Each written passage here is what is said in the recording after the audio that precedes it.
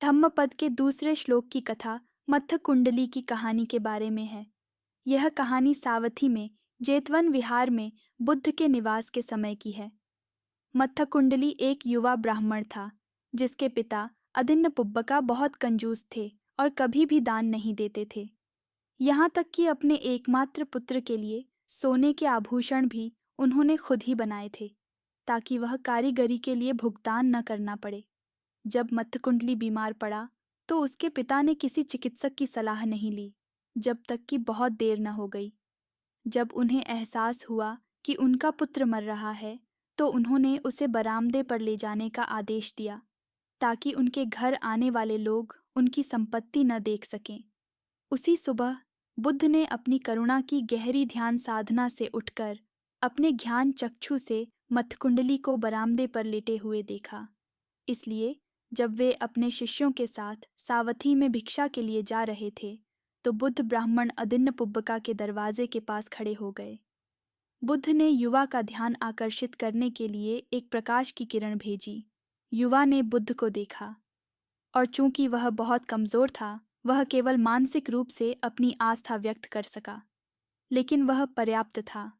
जब वह बुद्ध के प्रति अपने हृदय की भक्ति के साथ मर गया तो वह तावतिंसा स्वर्गीय लोक में पुनर्जन्म ले चुका था।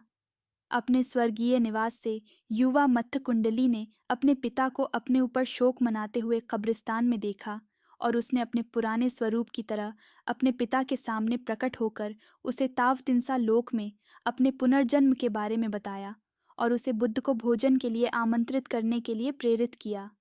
अदिन्नपुब्बका के घर पर यह प्रश्न उठाया गया कि क्या कोई व्यक्ति केवल बुद्ध में गहरी आस्था रखने से स्वर्गीय लोक में पुनर्जन्म ले सकता है बिना दान दिए या नैतिक नियमों का पालन किए। इसलिए बुद्ध ने चाहा कि मत्थकुंडली व्यक्तिगत रूप में प्रकट हो। मत्थकुंडली जल्द ही स्वर्गीय आभूषणों से सज्जित होकर प्रकट हुआ और उन्हें तावतिंसा लोक में अपने पुनर्जन्म के बारे में बताया। तब जाकर दर्शकों को विश्वास हुआ कि ब्राह्मण अदिन्नपुब्बका का पुत्र केवल बुद्ध के प्रति अपने मन को समर्पित करके महान गौरव प्राप्त कर चुका है। तब बुद्ध ने यह धम्मपद की गाथा को कहा। सभी मानसिक घटनाएं मन को अपने अग्रणी के रूप में रखती हैं।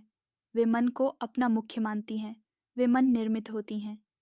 यदि कोई शुद्ध मन से बोलता या कार्य करता है तो सुख उसका पीछा करता है, जैसे एक छाया जो कभी उसे छोड़ती नहीं है। उपदेश के अंत में मत्थकुंडली और उसके पिता अदिन्नपुब्बका ने सोतापत्ति मग्ग और सोतापत्ति फल प्राप्त किया। अदिन्नपुब्बका ने अपनी लगभग सारी संपत्ति बुद्ध के धर्म के कारण दान कर दी।